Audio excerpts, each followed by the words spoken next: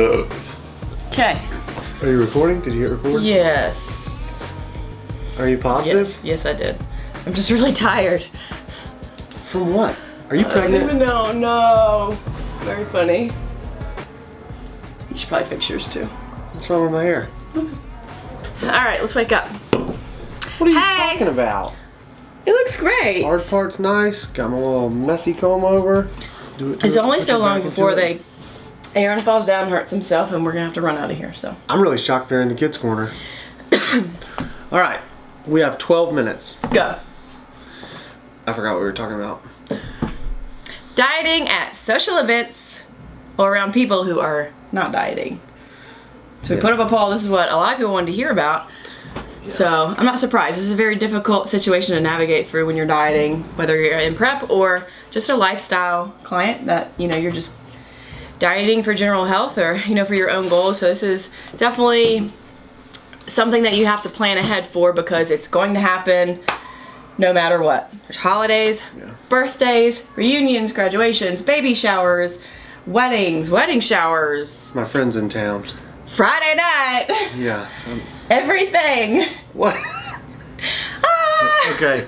So, yeah, and There's always a reason. I'm just going to go ahead and address the term dieting because I meet people or I talk to people and they're like, I don't like the term dieting. I'm following a nutrition plan or whatever. All we mean in this case is that you're eating in a caloric deficit usually, or you're following some sort of We have a plan. Plan. We just have a plan. in order to lose body fat. Or maybe it's not to lose Yeah. body fat. Maybe it's to gain muscle or whatever it is. But what you do is generally planned and tracked, and you're going somewhere where they're not going to be doing that, and you're likely to be asked, why are you doing this? Tell me all about it. And then there's going to be 30 people to tell you what you should be doing instead of what you're doing. And so like these events, especially for contest prep athletes, they're just stressful for some people, and they don't know how to approach them or how to talk to people about it. And a lot of times for first-time competitors or people who have never been in any kind of dieting phase, they're really taken aback whenever their family almost seems offended Yeah. when they don't want to eat their food. And so this is a really big topic with a lot of people. And it doesn't necessarily change the longer you do it either. Yeah, no. I mean, We've been doing it this doesn't. 10 years, and still we go on vacation with family or go to someone's house or whatever, and like, Our family's finally got yeah, it now. I mean, but like it some took a people long time. kind of poke fun at us, but it's Well, they yeah, know the situation and Yeah. they do it just because they're goofy and whatever. And it took a long time, but yeah, but some people really have a hard time dealing with it, even when their family seems to understand. They're still not sure how to be around them, and we don't want people to refrain from. You shouldn't pull back from seeing your family.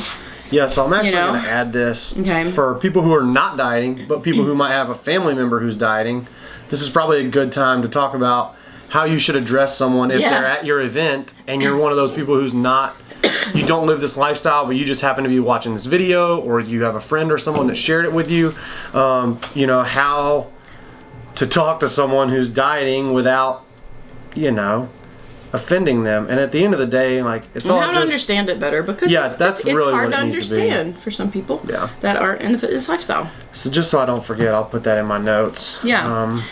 Well, the first thing you have to really consider when you're going to any kind of social situation, whether it's just a visit with a friend or it's a huge party, whatever, is you have to consider what your situation is. So if you're in contest prep, or if you're just dieting lifestyle. So when you're in contest prep, there's pretty much no room for error. I think that's pretty Yeah. fair to say across the board. Yeah. Unless if you just happen to be very Not far if you out wanna and win. have cheat meals in your plan. Yeah, that's different. That's different. Yeah. Even inside of those scenarios, there can be differences that will dictate.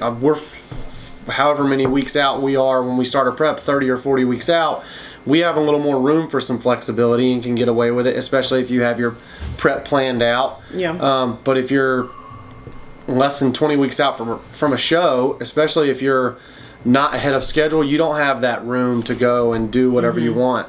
So you've got to just figure out, and if you have a coach, it's a good idea to sit down or just have a conversation with your coach and say, hey, this is an event that's coming up, how do I approach it? What do you think is best? And have a game plan going in, because if you try to wing it, you're gonna blow it. You're definitely gonna fail. And then if you're a lifestyle client, I try my best just to let them make their own decision, yeah. but also weigh out the pros and cons Yeah. of both.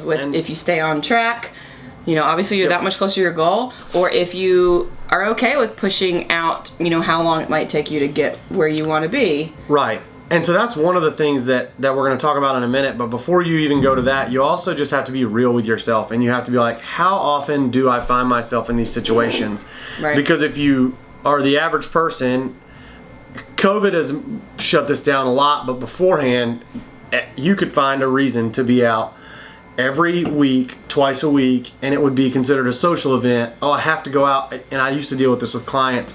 And clients that have jobs like real estate or anywhere where they're constantly interacting with new customers, there's always these events that they're doing.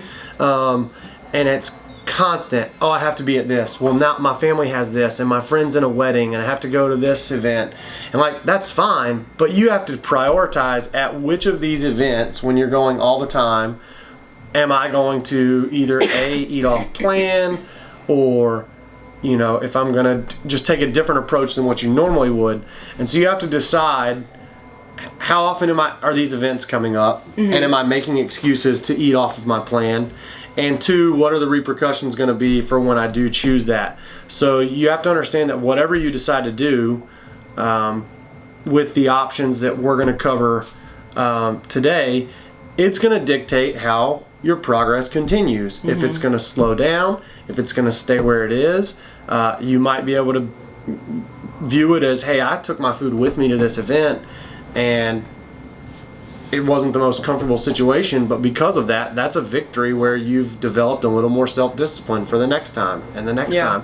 And so you're growing outside of just your physical appearance or your body, but you're also helping yourself mentally become stronger with certain decisions. So you just have to know that whatever you choose, there's not really a wrong decision unless it's hindering you and you're unhappy about that hindrance.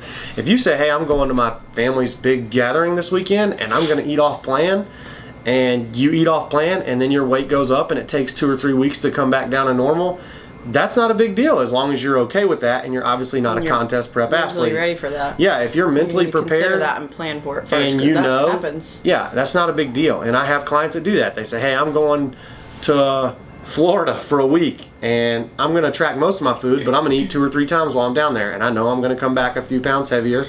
But they're prepared for that, so when they come back, they're not beating themselves up and trying to do just unhealthy things like, let me do cardio to make up for this, and all these things that you can't actually do. Yeah, that's a bad cycle to get in. Yeah, the mental thing is a big part of it. So, options to consider. I'm going to talk about what I do, and then let Marianne talk about what she does. I just take my food with me, and this is where it becomes the whole, some people are going to act like you're inconsiderate because you don't want to eat their food, like it's some American custom where someone invites you to their house, you have to eat their food. Every situation is different, but you might have to deal with that. And I just tell people like, hey, I have these really, really extreme goals, and it's necessary for me to do this. It's the only way that I know what I'm eating fits the numbers that I need to be eating. Or if I go to my parents' house, they're really good about being like, hey, we want you guys over. We know you're in a contest prep, but menu. This is what I'm cooking. Yeah. And if you'd like, I can send you pictures of the food labels or save it. And when you get here, you can cook your own food in the portions that you need, or you can just weigh out what you want, and you have that option. And so that's usually what I do.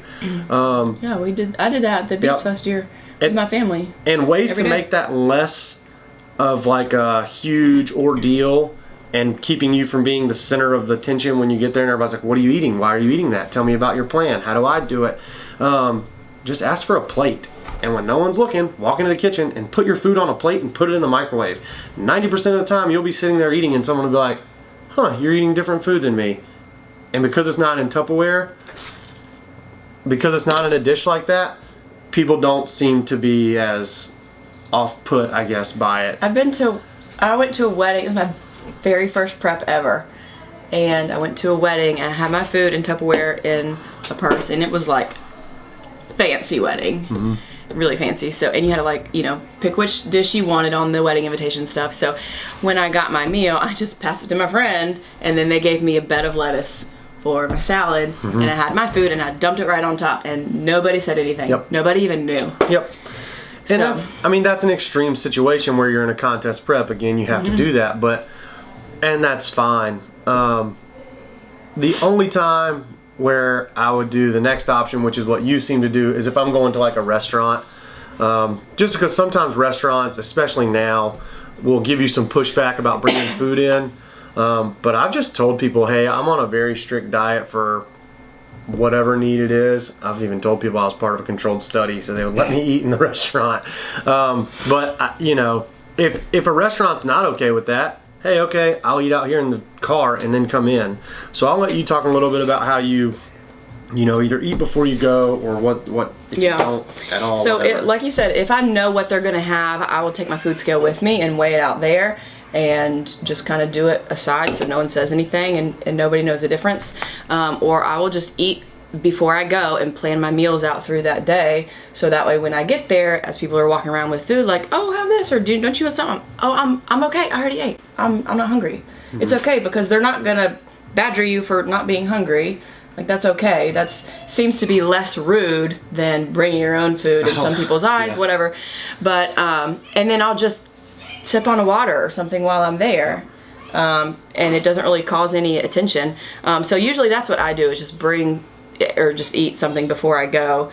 And then we've already talked about just estimating or not tracking. That's, you know, in the case where you have cheat meals, or you knew ahead of time, like, this is a meal that I'm going to take, and I'm okay with stalling or backtracking. Yeah. So, which is really not the best option. My thing with that is, you know, like I was telling you, I was watching that video this morning on that study, and apparently the average person, they did a study on how far off their estimates are when they're trying to estimate. If they're eyeballing what's on their plate and trying to guess the macronutrients, the micronutrients, and the calories. 50% of people, or excuse me, everyone that was in the study was more than 50% off. So they weren't even close, and they were underestimating was the problem. And then they did the same study, shockingly, with a registered dietitian and licensed nutritionist, and they were still 30% off. And it's not because of anything more than you don't know how something is cooked, so you may not add in the oil that they cooked with or whatever it is.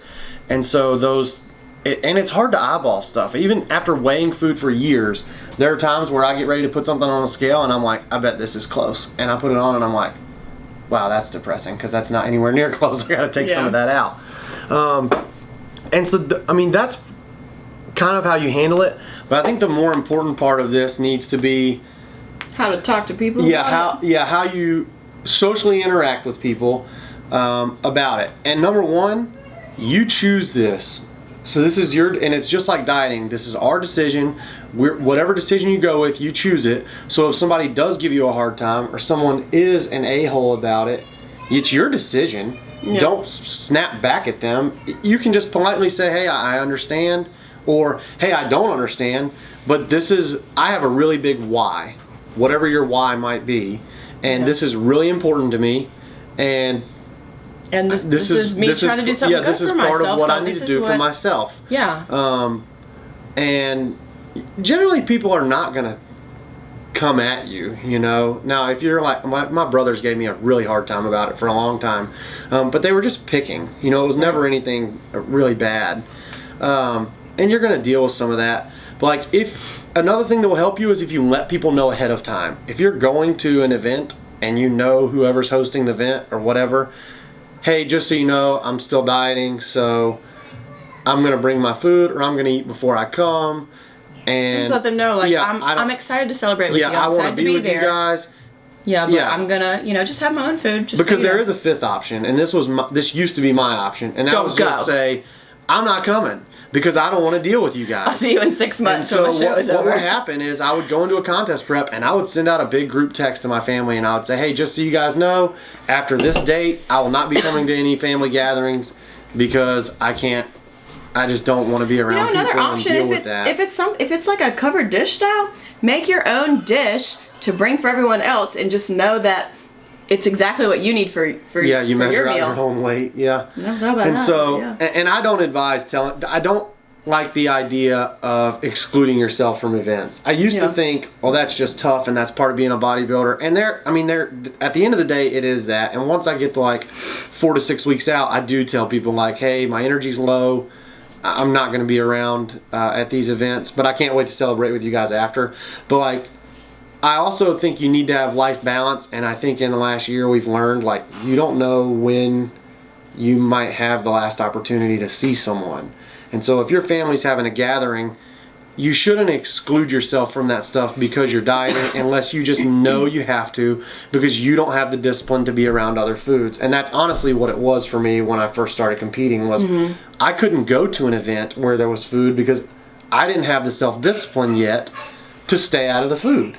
I would eat my own meal and then I would be like, I still got a broccoli plate. Let me just let me do some veggies. Yeah, and then one thing, and then you start, and once you start, it's over. And so you just have to understand that you've made the decision to do this. Whatever you decide to do is your decision. Be polite to everyone there. Don't act like a jackass. And then if you're the person there that's not dieting and someone is dieting, encourage them. Hey, because it is not easy. No, it's not. Even if it comes off as, oh wow, that person's really disciplined and they're just in the flow and nothing's bothering them, like mentally they are still probably they're not struggling happy, and tempted and like it's and just don't say things like, oh, I could never do that. You just tell them like, hey, I'm proud of you for being able to do this.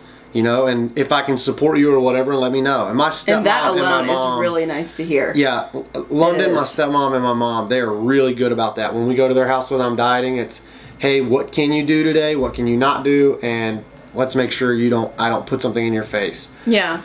And like we went to a little kid's birthday party and the host knows about us and passing out cupcakes. She was like, I'm not supposed to offer you one, right? Like, that was really that was sweet. cute, yeah. That was really cute. And I was like, no, so, I mean, no, that's okay. you don't have to go out of your way because of a choice they're making, but it's just a nice gesture to understand what somebody's dealing with. And also don't throw a bunch of facts that you think you know at people. Yeah. You know? Like when I'm eating something different and they're like, oh, well, you should try this and you should do this. And, you know, well, if you do this, like, it's not going to hurt you. And, like, you don't know that person's goals. You don't know their program. You don't know what they've been through. Yeah. You just, you know. And if you're the person that's dieting and you're dealing with that and someone's telling you drink too much water or you eat too much sugar or you should be doing keto, just say, hey, you know what? When I'm done with this, I've got someone right now. One of my best friends is like, hey, man, I really want you to try intermittent fasting to get lean. And this dude is really, really smart, but I think his data is incorrect. And I told him, hey, after this contest prep, I'm going to hand you the reins and I'm going to let him coach me for as long as it takes for him to realize, like, man, maybe this is not the most ideal situation, but we're going to try it. And, like, maybe that's what you should do is say, hey, look, when I'm done with this, I'll come to you and I'll let you tell me what you think I should do and we'll try it. And there's nothing wrong with that. Most people are going to be like, I just tell, most of the time if someone suggests something super off the wall, I'm like, oh, well, you know, right now my goals are a little different. Yeah. Just kind of leave it at that. Yeah. So, yeah, you just have to be ready for that. I mean, that's just a part of the lifestyle. So. And also have a support system, even if they're not there with you. If you're local, my boot camp is a wonderful support system.